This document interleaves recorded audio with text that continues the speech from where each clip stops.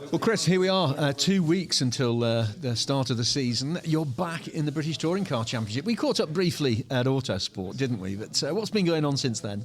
We've just been busy getting 2 cars ready to compete in the series this year. It's obviously a massive task over the winter time, rebuilding the cars and getting them in a position where they're in a fit state to start the season. But yeah, we've been really busy. I've been really busy working on my fitness.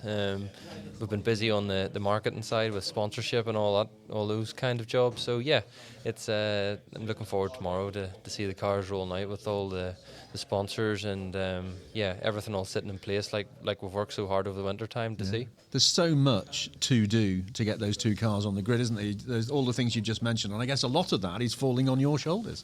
Well, yeah, it's not completely all falling on my shoulders, but the guys back in the workshop have worked night and day, and we've only had the cars sort of 4 months.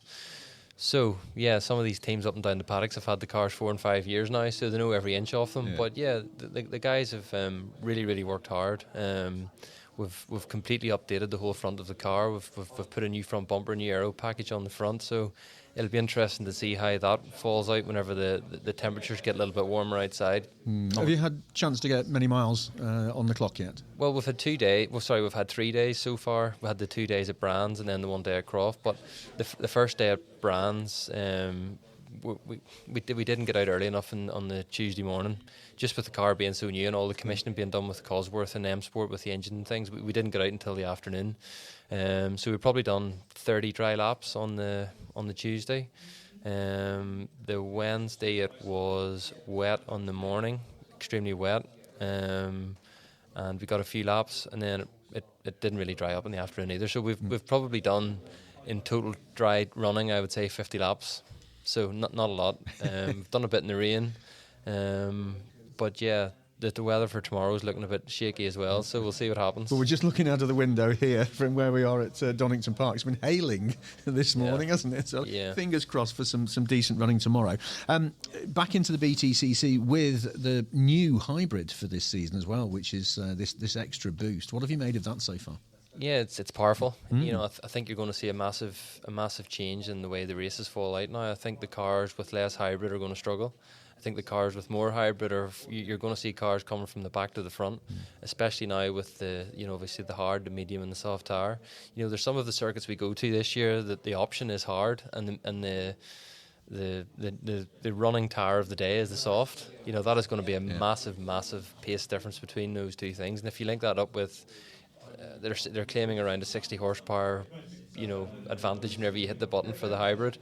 It's it's going to make the racing extremely interesting, which I think it needs, because in my memories of the series, the best I think that the racing was 2019. Whenever you look back at the cars coming from 15th on the grid to the very front, you had the weight, the ballast. The cars at the front at 75 kilos, you had a car coming from 15th with no weight on the soft tire. I think that made the racing extremely interesting, and that's why people love the BTCC. It's easy to switch on the F1 and fall asleep, but this is what people want to watch. They want to watch exciting racing, and in days gone past, you weren't actually sure who was going to win the race. Even if you qualified on pole, it didn't mean that you were going to win. So I think that's very important for the formula, for the fans at home to see an interesting race and different brands and different teams and different manufacturers winning. Yeah, you've been away from this paddock for a couple of years or so, but you must have been keeping an eye on what's been going on. Now you're back in it, and you've had some test days. You've caught up with some old rivalries and old friends that are here. Have you noticed a change coming back into the BTCC?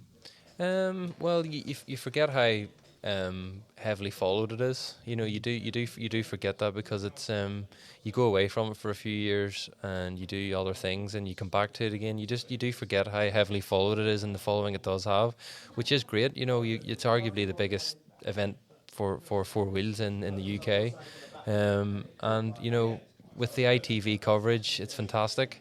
Social media and all these things now, it's very easy for people to give their opinions and what to think, but still there's no argument today that it's the biggest and best in the UK. You're going to want to be quick off the mark and on the pace from the get-go here at Donington. Does it make sense to also, in the back of your mind, say, look, there's a learning curve to go through for, say, the first half of the season or for this season and prep for next season maybe? Yeah, I'm under no illusions. I know how tough it is. done 6.5 or 7 seasons, whatever it is. I'm under no illusions how tough it is and how you come in and qualify and you're 3/10 off pole and you're not inside the top 10. That's close. So yeah, I definitely think that we have a bit of learning to do. Me getting back into the swing of the cars again, the team on getting most out of the car. And I think ultimately the hybrid thing is a big unknown for everyone, and the new qualifying format, which I think is actually good for us in a way, because it's not the normal 30-minute session, go out and get on with it, guys. It's broke up into different segments, and you sort of have to, it's like Q1, Q2, you sort of have to earn your way up in there, which on a day like today, where it could be raining and the next minute it could be dry, it could lead for some interesting grids throughout the season. You're bringing back a lot of experience into the championship from your own personal challenges over the last couple of years or more, as you say, the 6 seasons that you previously did. Your teammate Scott, who's just behind you having his photograph taken, actually, he's new to the series. He's going to be looking up to you, I guess, in the team. Yeah, I think the BTCC needs teams like us, who are small independent teams, who bring in new drivers. Scott's 19 years of age. It's good prospect for the series. It's good for people at home seeing a new young driver coming up through.